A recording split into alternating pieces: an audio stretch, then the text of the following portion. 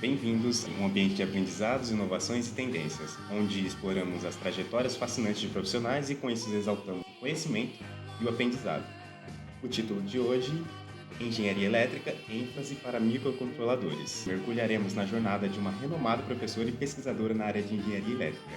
Graduada em Engenharia Elétrica pela Universidade Federal do Mato Grosso do Sul, 2002, mestrado em Engenharia Aeronáutica e Mecânica pelo Instituto Tecnológico de Aeronáutica, em 2005, e doutorada em Engenharia Elétrica pela Universidade Estadual de Campinas, em 2012.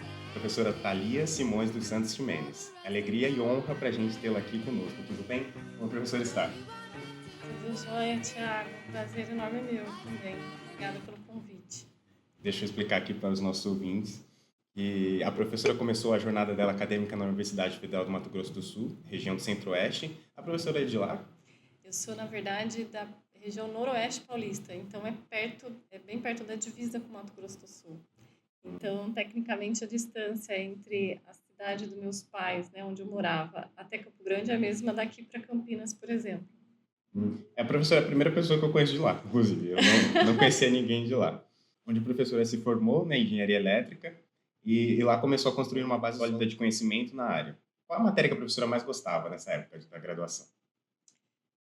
Tem algumas, né? Não tem só uma, mas eu sempre gostei muito de circuitos elétricos. Circuitos elétricos.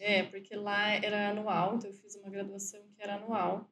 Então, os circuitos elétricos, por exemplo, que eu tive lá, era 1 e 2 ao mesmo tempo, né? Então, e eu sempre gostei muito de cálculo.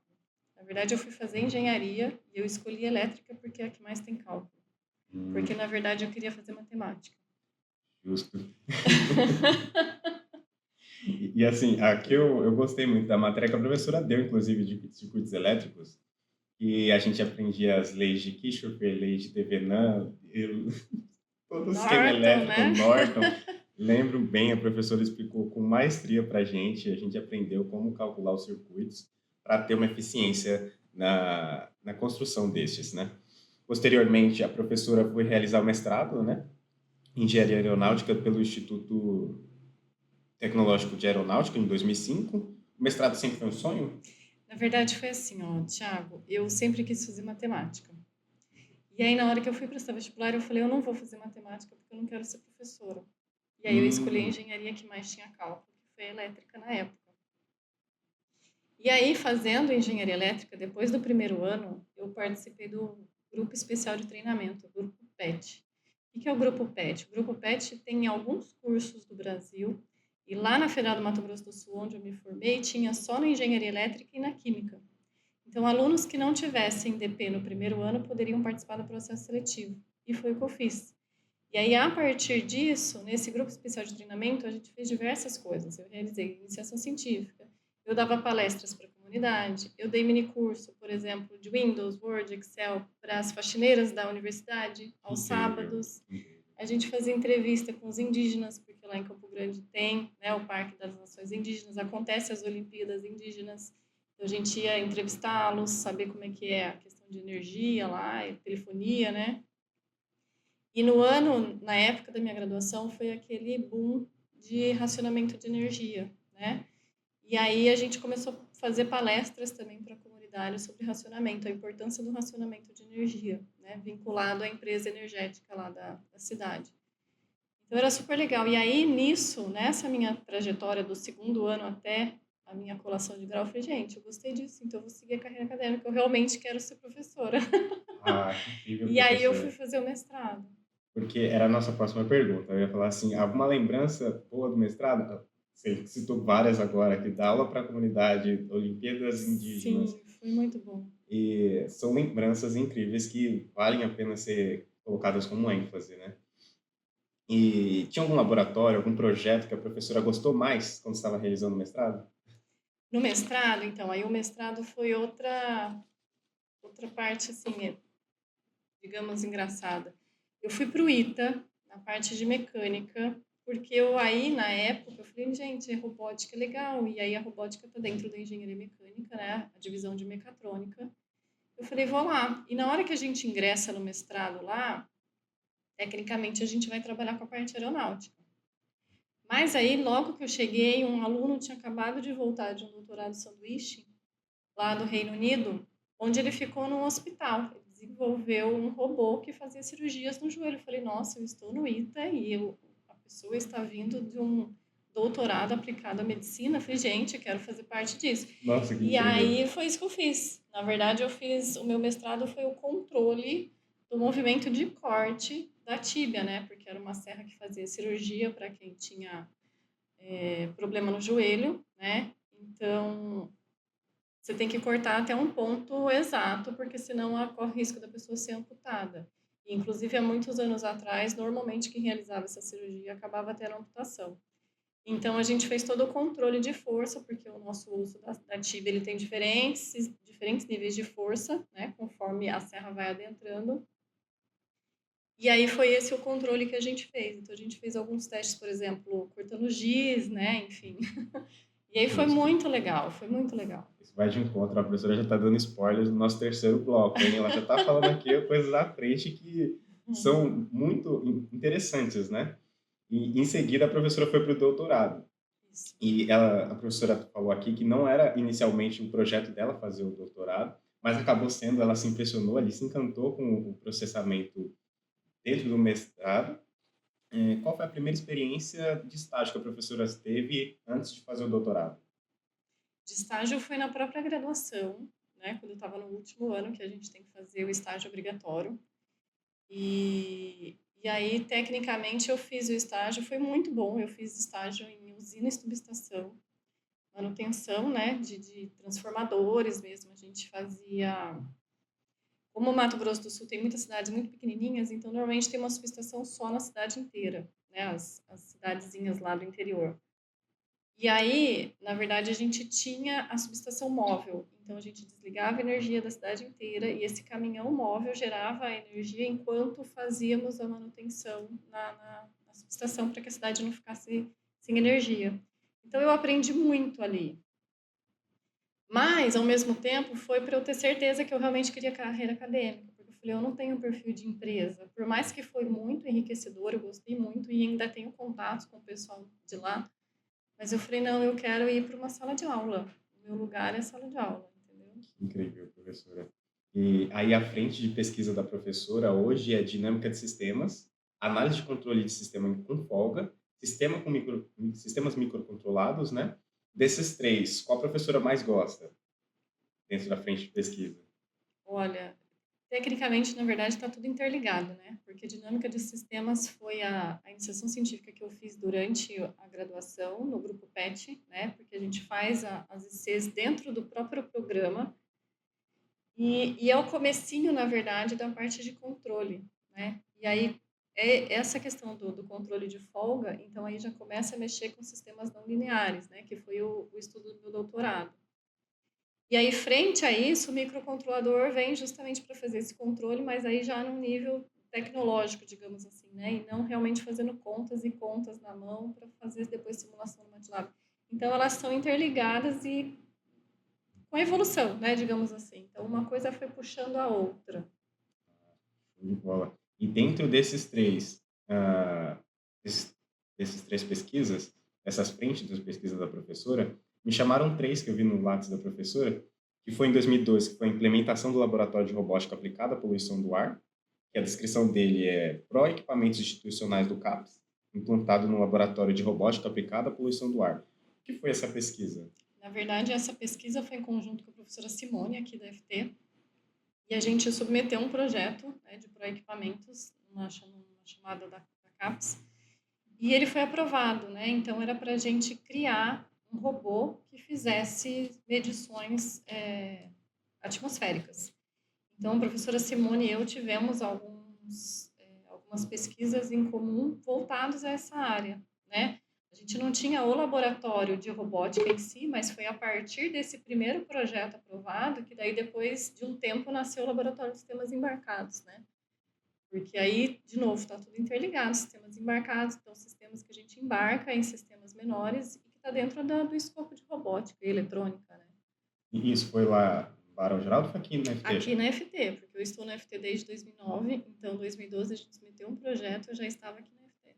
Ah, sim. E a professora Simone também, que ela chegou acho que em 2010, se não me falha. Legal, professor.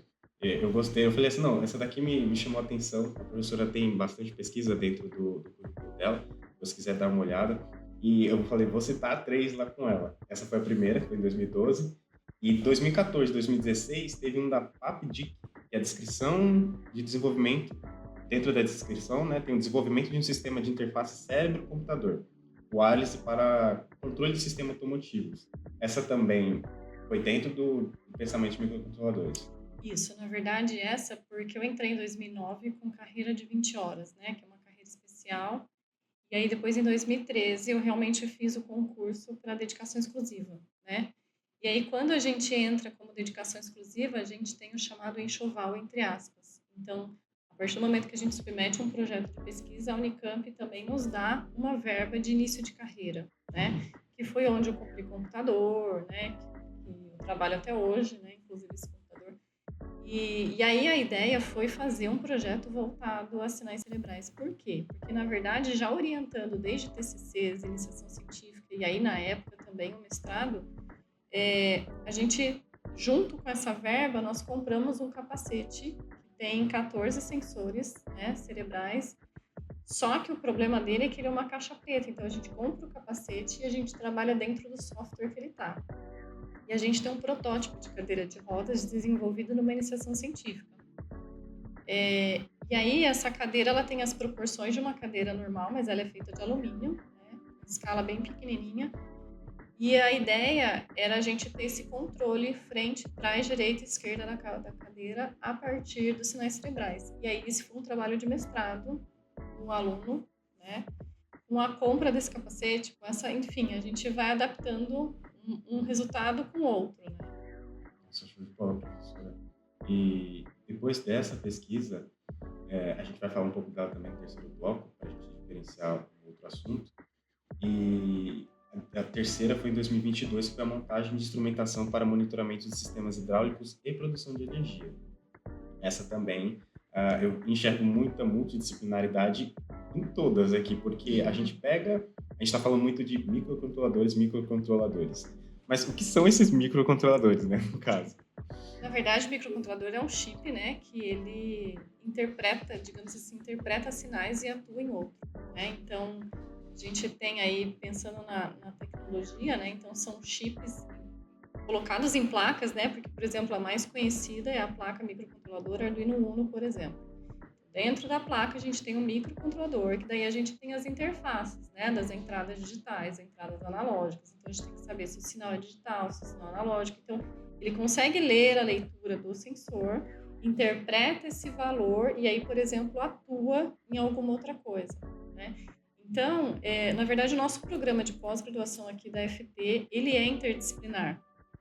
Então, essa área de microcontroladores, como você está vendo, né? Então, a gente aplica em poluição atmosférica, a gente já aplica essa parte de hidráulica que você acabou de citar agora. Então, a gente tem várias vertentes, né? Drones, enfim. Então, drones para aplicação também diversas, né? Que pode ser na área agrícola, pode ser até na parte mesmo de telecomunicações, enfim. Então, a gente acaba tendo essa interdisciplinaridade junto ao microcontrolador. Por quê? Porque a gente tem sensores de várias áreas. Então, ele interpreta isso e, a partir dessa interpretação de dados, a gente, então, faz o que a gente queira, né? Então, por exemplo, eu preciso acionar um motor a partir de um valor qualquer. Atingiu aquele valor, o motor é acionado. Quem que está fazendo isso? É o microcontrolador. Né? Então, ele recebe uma informação e manda essa informação para atuar em outra. Perfeito, professora.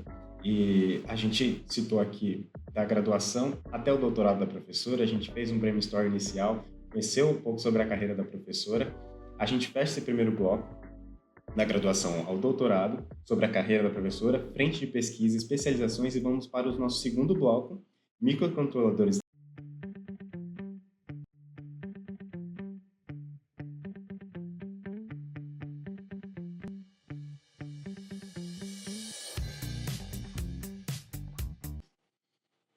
A gente volta para o nosso segundo bloco, microcontroladores. Como a professora bem citou no final do nosso último bloco, os microcontroladores são sistemas microcontrolados, são sistemas eletrônicos compostos por um microcontrolador, que é um chip integrado contendo uma unidade de processamento central, CPU, a memória, periféricos de entrada e saída, Esses sistemas são projetados para executar tarefas específicas de controle, monitoramento ou processamento de dados em tempo real. Uma professora bem citou. Aqui em mãos, eu tenho um microcontrolador, ele é um controlador de tensão, a professora pode ver. Eu vou contar a história dele, porque esse daí eu comprei para utilizar lá em casa. Ele é um controlador de tensão que a TV lá em casa tinha falhado. Aí eu falei assim, não, peraí, eu estou fazendo a matéria agora de conceito de TV, tive as aulas de microcontroladores, de eletrônica, vou tentar arrumar essa TV aqui em casa. Legal. Juro para vocês. E eu mostrei aqui o componente para a professora, ela pegou aqui em mãos, e eu guardei ele de recordação, trouxe aqui até para a professora ver. E aí eu fui testando, peguei o esquema elétrico da TV, abri ela e fui testando com o multímetro para ver qual era o regulador que não estava devolvendo a tensão de saída que deveria ter. Aí esse controlador de tensão, ele não estava tendo uma saída que estava sendo esperada lá no esquema elétrico dele. No caso, ele tinha que voltar a 3,5 volts, ele estava dando só 1,8 volts. Achou o problema. Aí eu falei assim, é aqui. E a TV não ligava. Era ele que controlava a tensão de saída para ligar a TV. E não estava tendo. Aí eu peguei, primeiro eu fui num técnico, falei assim, deixa eu ver como o técnico vai custar isso daqui para trocar, caso eu fosse trocar com o técnico. E aí ele estava me cobrando muito caro, um valor acima do valor que custa um controlador desse, controlador de tensão. E aí eu comprei pela internet, ficou bem abaixo do valor que eu pagaria. E vi alguns tutoriais no YouTube, vi algumas coisas para verificar se estava correto. E consegui trocar, soldei, tirei lá, coloquei pasta de solda que a gente utiliza para colocar na placa e consegui tirar com facilidade, usei o ferro de solda, coloquei um novo e a TV está hoje lá funcionando lá em casa. Aqui é uma aplicação dentro do que a gente vê dentro da sala de aula e aplicação dentro de casa, né? A minha mãe adorou. Eu imagino. Ela falou assim, ai, que ótimo que você conectou a TV. Foi muito legal, professora. E dentro desse contexto, a Padtech, ela utiliza microcontroladores, sim, dentro dos seus sistemas, né? No caso, ela é uma multinacional brasileira que desenvolve e fabrica equipamentos e sistemas de comunicações ópticas. E é bastante comum que empresas desse ramo utilizem os microcontroladores e seus equipamentos para diversas finalidades, como controle de processo, gerenciamento de energia, monitoramento de status, entre outros. Um exemplo de equipamento que possui e requer microcontrolador em sua operação é o transponder óptico, que, por definição, é utilizado em redes ópticas para converter sinais ópticos de um formato para o outro, amplificando o sinal ou até mesmo regenerando o sinal. Então, vamos supor, professora, que hoje a gente esteja criando um transponder, ou um transponder ou outro equipamento, e falasse assim, em relação a microcontroladores, por onde começaríamos? Tem que fazer um mapeamento de circuito, tem que trazer uma quantidade máxima de processos que ele precisa alcançar. Onde começaríamos esse processo para mapear qualquer equipamento que eu precise aplicar um microcontrolador? Na verdade, para a gente escolher o microcontrolador que a gente vai utilizar para a nossa aplicação, a gente precisa, primeiro, né, saber tensão e corrente. Porque cada microcontrolador, cada placa microcontroladora, ela tem um nível de tensão, né? Então, algumas, por exemplo, 3.3 volts, outras 5. E aí, cada pino digital, né, cada pino da placa, ela também requer uma corrente. E aí, a gente tem também um limite de corrente máxima dessa placa. Então, tensão e corrente são as primeiras coisas que a gente olha para saber qual que se adapta melhor, né, no caso. E aí, depois disso, quantos sinais digitais eu vou precisar medir ali, né? Quantos vão estar conectados? Digitais ou analógicos. E aí, dentro disso, é outra coisa que a gente seleciona, qual microcontrolador que a gente vai utilizar. Porque a gente tem muitos no mercado, né? Então, a gente olha sempre que a gente chama de arquitetura interna, né? O que tem dentro dele o que eu vou precisar. Bom, a partir disso, se tiver mais de um, então, custo-benefício, né? Qual é o mais barato que vai me ajudar a fazer o que eu preciso. E outra coisa também que é muito importante para a escolha é a linguagem de programação que ele aceita, né? Porque daí vem a facilidade também da pessoa que vai depois programar esse microcontrolador, né? Então, a linguagem de programação e o ambiente de programação também são importantes para decidir qual. Perfeito, professor. A professora já deu alguma consulta de projeto para a empresa? Ainda não. Algumas empresas já procuraram a gente, mas não é nem para.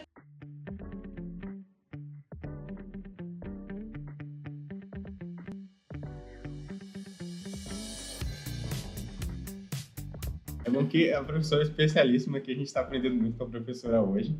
E é muito bom poder contar hoje com a professora aqui. A gente está se sentindo muito honrado. E para complementar esse assunto dentro de microcontroladores que a gente está citando, eu trago uma notícia aqui em relação aos transponders, né? Que a Partec ela lançou uma geração de transponders de 800 gigabytes por segundo e 1,2 terabytes por segundo. Isso foi em 2020. Que é uma solução de altíssima capacidade de transmissão de dados, que atende à tendência de aumento cada vez maior, né, do tráfego de demanda por banda, e aonde está englobado esses microcontroladores, né? Porque existe uma agilidade e uma interagibilidade para poder montar esse esquema elétrico dos microcontroladores dentro dos equipamentos, no caso o transponder. Porque é isso que faz o diferencial dela no mercado. Ela consegue, de uma forma inventiva, transformar esse ambiente dos microcontroladores, porque está meio que já subentendido na tecnologia que tem microcontrolador. E ela consegue se destacar pela rapidez que ela consegue trazer essa comunicação óptica. E aí vai todo esse esquema elétrico, como a professora citou aqui para a gente, de como construir esse sistema com os microcontroladores. Em resumo, os transponders ópticos eles desempenham um papel fundamental na operação de redes de comunicação óptica, garantindo que os sinais ópticos sejam transmitidos de forma eficiente e confiável ao longo da rede. Sem o microcontrolador, não seria possível. Com análise e controle do sistema com folga, o que seria um sistema com folga? Na verdade, o principal é pensar numa engrenagem, por exemplo, em dentes de engrenagem. Então, você tem uma folga entre um dente e outro para que essa engrenagem gire, né? Então, essa é a mais conhecida para a gente poder entender essa questão de folga. Então, a gente tem uma folga entre um dente e outro. Essa folga é justamente para poder fazer a engrenagem girar. Só que, dependendo desta folga, isso pode ser prejudicial. E a matemática por trás dessa folga é um sistema não linear. Então, é algo que realmente precisa de muito cálculo aí envolvido para poder eliminar essas folgas dos sistemas quando ela não é adequada, por exemplo. Então, entendido agora o que é um sistema com folga, né? Como a análise e controle de sistema com folga pode contribuir para a estabilidade e robustez de um sistema crítico, como os encontrado em aplicações aeroespaciais e de saúde. Teria sistema de folga em um transponder? Porque um transponder, até onde eu vi, até conversando com o professor Cristiano de Mello Galeb, ele vai fazer essa conversão dos sinais elétricos para os sinais ópticos, ou sinal óptico para o sinal elétrico. E o esquema elétrico dele ali, para eu controlar essa saída de potência de luz, esses canais de luz que são criados, exige um microprocessamento ali do lado, que faz da eficiência desse sistema. Eu coloquei essa questão aqui dentro do sistema com folga, porque eu falei assim, se eu tiver um sistema com folga dentro de um transponder, que é aplicado assim, tanto em medicina, os equipamentos dele, para a parte de microcontroladores dentro de hidráulica, dentro de sensores que estão sendo colocados lá, dentro de uma plaquinha Uno, é aplicado um sistema com folga? Com certeza, então. Tanto é que na fiz, na verdade, a parte teórica. Né? E depois, aqui ministrando aulas, e aí sim interligando na parte de microcontrolador, sim, o microcontrolador ele pode resolver o que eu fiz os cálculos na mão, por exemplo, utilizando o software MATLAB na época. Então, a gente consegue fazer esse controle que foi todo calculado, né, de novo, manualmente.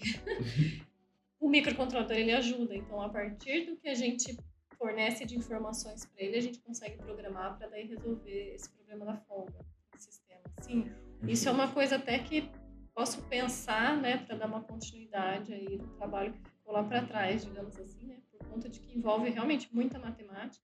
Mas agora você até me deu uma luz para continuar, porque agora com o microcontrolador realmente a gente consegue sanar algumas coisas sem precisar de tanto cálculo, né?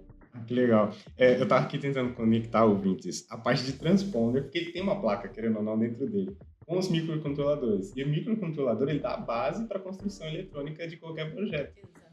E aí, a gente conseguiu aqui agora, o professor explicou bem aqui pra gente. Dá sim um sistema com folga ali dentro, toda a parte de matemática. Obrigado, professora. A gente vai finalizar esse segundo bloco e vamos para o nosso terceiro bloco, que se chama Inteligência Artificial e Microcontroladores.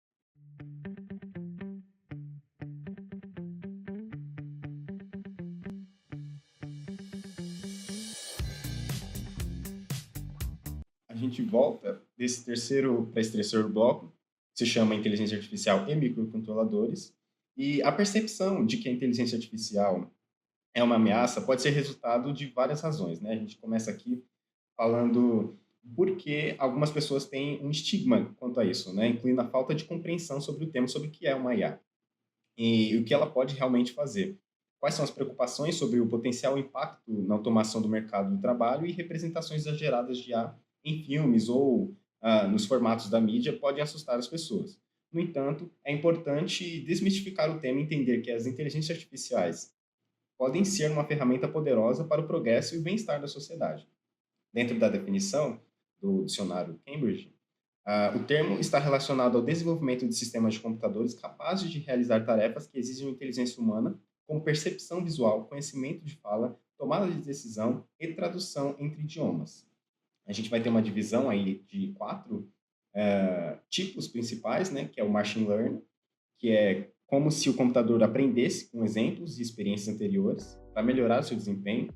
A gente vai ter o deep learning, que é uma sub-área de IA, né, que utiliza redes neurais profundas para aprender e extrair informações com grande conjunto de dados. Processamento de linguagem natural, que é uma área que se concentra em ensinar computadores a entender e interagir com a inteligência humana de forma natural.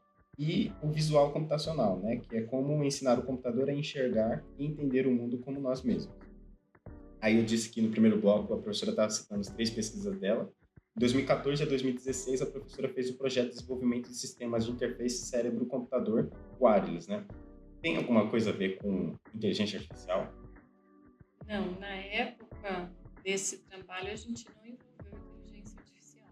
Foi realmente programação, né? Como eu havia falado que ele é uma caixa preta, então foi realmente fazendo o aprendizado ali dos sinais, mas utilizando software fechado. Então não foi, por exemplo, aprendizado de máquina, né? Que é inteligência artificial. Não, foi ficar cada um, por exemplo, o próprio aluno, ele movimentava o braço direito dele para que o cérebro pensasse no lado direito, para a cadeirinha poder se mover para o lado direito. Então, cada um tinha um jeito de treinar, né, os seus sensores lá.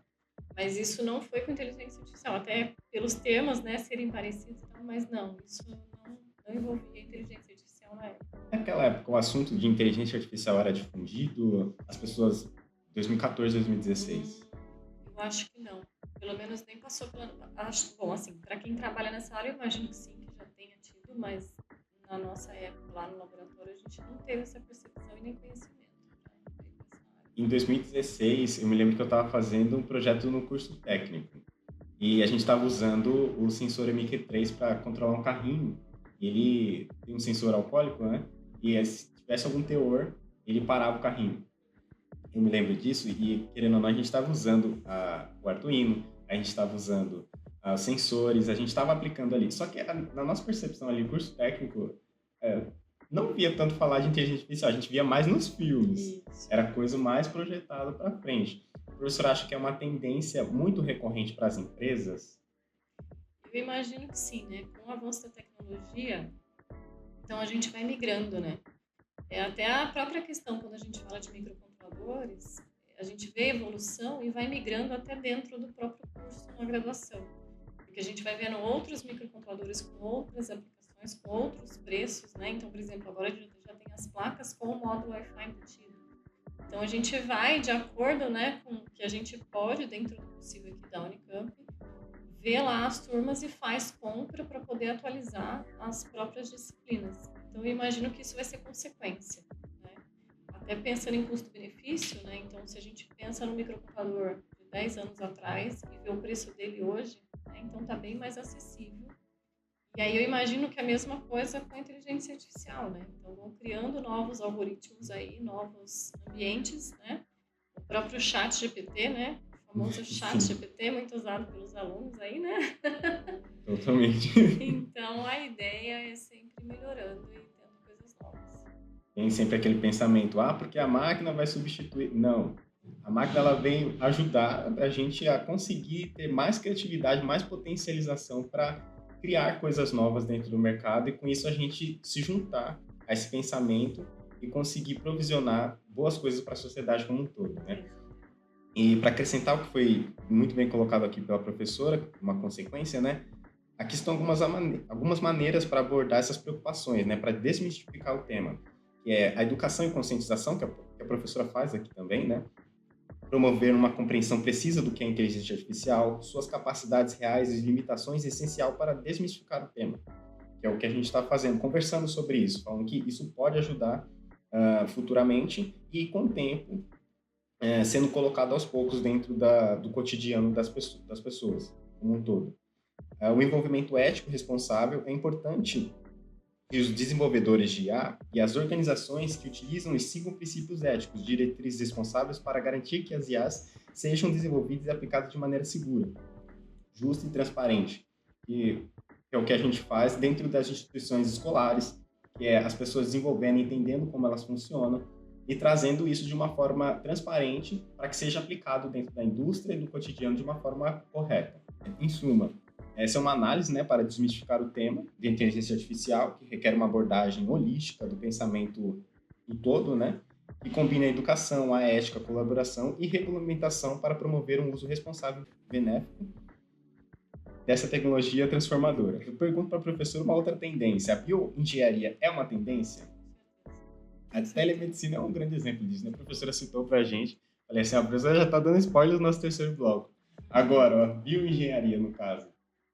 Com certeza, né? Porque é justamente aplicada à vida, né? Bio, né? Então, assim, de reabilitação tem bastante há muito tempo. Então, próteses, né? A gente vê, inclusive o humanoide, isso é bioengenharia, né? Então, tudo que a gente pode criar de equipamentos que vão suprir aí e ajudar a comunidade, essa é a ideia. O único detalhe, na verdade, dessa questão da bioengenharia é que a gente às vezes fica com receio, engenheiros, né, trabalhando com isso, a gente precisa de médicos, né, que nos ajude a entender muita coisa, porque a gente não tem esse conhecimento. Então, lá no ITA, por exemplo, quando a gente estava, né, junto ali no desenvolvimento dessa serra, na verdade, ela foi desenvolvida pelo aluno de doutorado, e aí, a partir desse desenvolvimento, a gente já viu algumas necessidades de controle que foram ramificadas em mestrados, e tinha, inclusive, um aluno da graduação na época, daí ele fez todo um formulário e fez entrevistas com médicos, né? Porque a primeira pergunta que a gente fazia para os médicos era: você tem receio, né, desses robôs que fazem cirurgia? E é engraçado porque alguns mais antigos na época, eles tinham receio. Eles falavam, não, mas não pode deixar um robô fazer uma cirurgia. Mas a partir do momento que a gente pensa, por exemplo, em cirurgias de crânio, onde uma agulha que você coloca tem que ter uma precisão, porque o mínimo que ele passa do lugar é óbito, e a gente sabe que a mão humana, por mais que o médico tenha experiência, pode ser fatal, né? Pode acontecer. E o robô, obviamente, depois de todo programado e testado, ele vai no limite onde ele pode, ele está realmente programado e utilizado para aquilo. Então, é como se tivesse a perfeição, entre aspas. Então, ele não vai fazer a cirurgia para o médico vai estar ali junto, né? Inclusive, tem essa que você acabou de falar das telemedicinas, que eles operam com joystick, e isso salva vidas, né?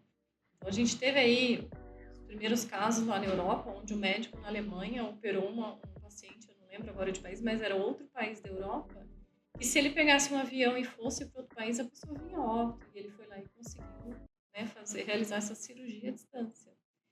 Então, tudo que a gente vem para ajudar, não substituir, né? Então, é o que você havia comentado, as pessoas têm medo de substituir. Não, na verdade, andar junto é onde a gente vai buscando cada vez coisas melhores, né? Resultados melhores. Então, essas cirurgias, porque para quem trabalha, né, a gente fez bastante pesquisa, o médico usa uma furadeira para esse tipo de cirurgia no crânio. Então, assim, né, imagina o ponto que ele vai com a firmeza da mão ali, é muito perigoso. É óbvio que a gente sabe, né, da experiência, de novo, muitos casos dão ok. Mas se a gente conseguisse eliminar esses que tiveram óbito por conta de milímetro que passou a mais, o robô tem essa precisão. Né? Ele pode ter essa precisão, e quem teve isso foi justamente a pessoa que foi lá, desenvolveu e programou e testou. Né?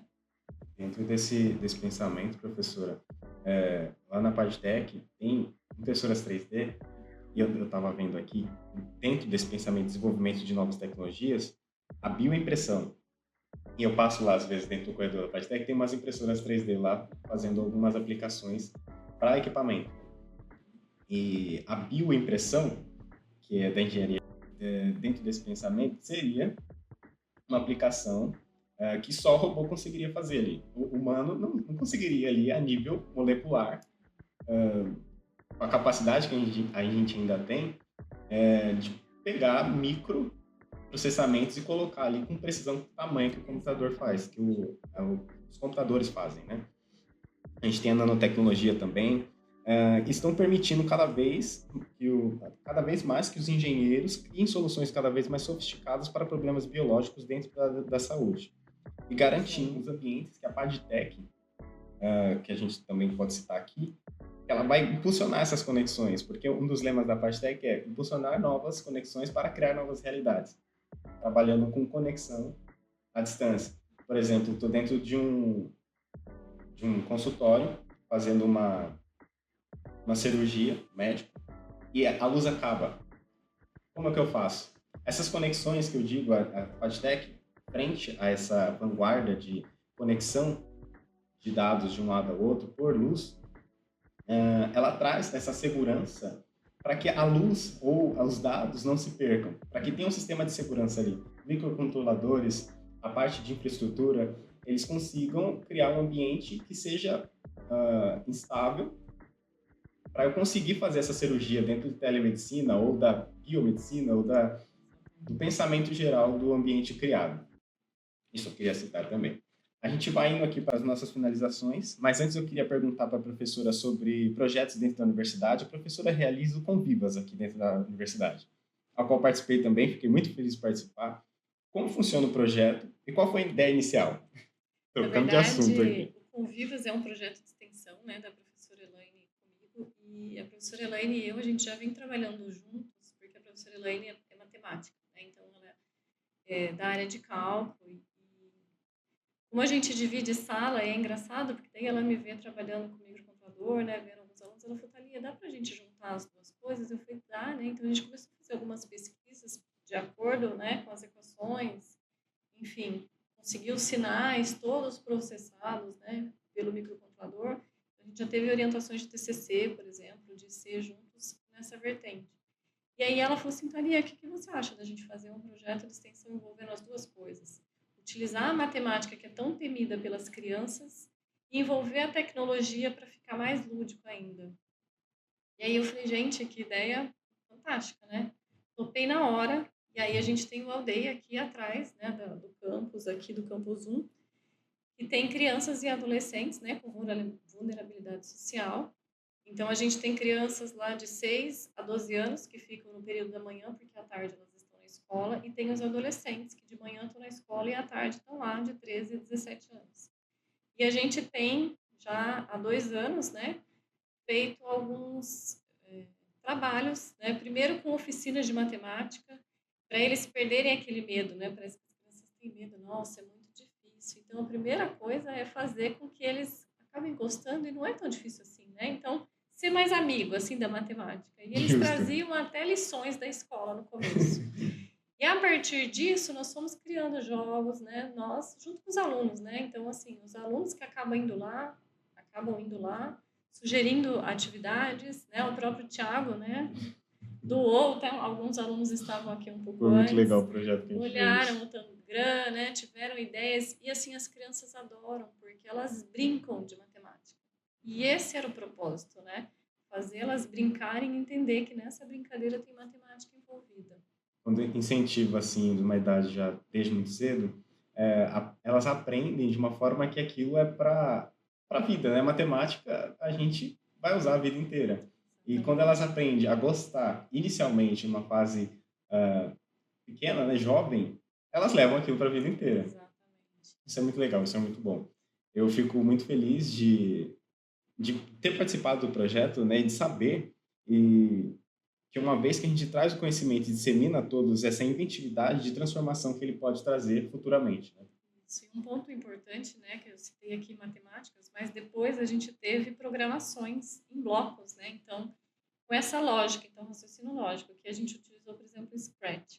Então, eles criaram um personagem, criaram jogos fazendo alguma atividade com os próprios jogos que eles criaram. E a programação em blocos, então você vai... Ah, eu quero que ele acenda uma luz por tanto tempo. Então, ele vai lá no bloquinho de luz, aí vem lá no bloquinho do tempo e vai interligando com a sequência lógica, né?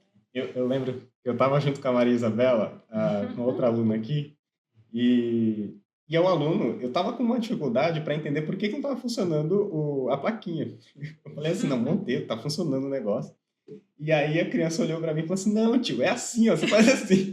Assim, ó, elas aprendem muito mais rápido, absorvem ali as coisas, vão, fazem um progresso incrível e a gente aprende junto, né? É incrível isso, tanto do lado da criança, tanto do lado de quem está ensinando, aprender junto. Exatamente.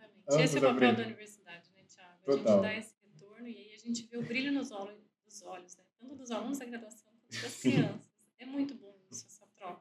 Total, professora. Eu gostei muito de ter participado. Foi um projeto incrível, incentivar crianças ao conhecimento, à tecnologia, à matemática e trazer um pouco do que a gente aprende dentro da universidade.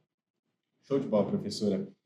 A professora gostaria de deixar algum livro, uma mensagem, alguma coisa que a professora queira compartilhar, se despedir dos nossos ouvintes? Bom, primeiro, eu queria te agradecer, né, Thiago? Foi um prazer, né? Apesar de Comente, tímida professora. e com vergonha, mas foi muito bom. E, na verdade, eu tenho, não é nenhuma frase, é algo que, desde pequeno, eu sempre coloquei isso em mente, né? Assim, o estudo é a única coisa que ninguém tira de você. É isso. Você pode perder tudo do material, mas o que você tem na sua cabeça, ninguém tira. Assim, Que o show. estudo é fundamental. Eu É isso, falo isso para pessoal. as minhas filhas e sempre levei isso para minha vida e falo, replico para minhas filhas. Então, eu acho que é isso. Né? Busque conhecimento, que isso é sempre gratificante. Show de bola, professora.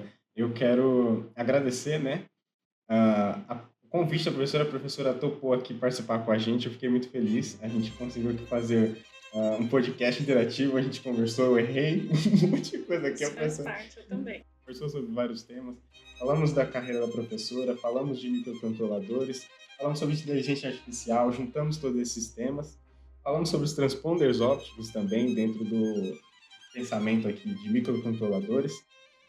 E esse foi mais um podcast. Queremos agradecer você, ouvinte, que ficou até o final, nos prestigiou. Esperamos que tenhamos agregado de alguma forma com o conteúdo aqui apresentado. Se você gostou do episódio de hoje, não se esqueça de compartilhar e deixe seu feedback. Fiquem atentos para mais uma história e até a próxima. Vamos falar junto. Tchau, tchau, professora. 1, 2, 3 e... Tchau, tchau! Acabou.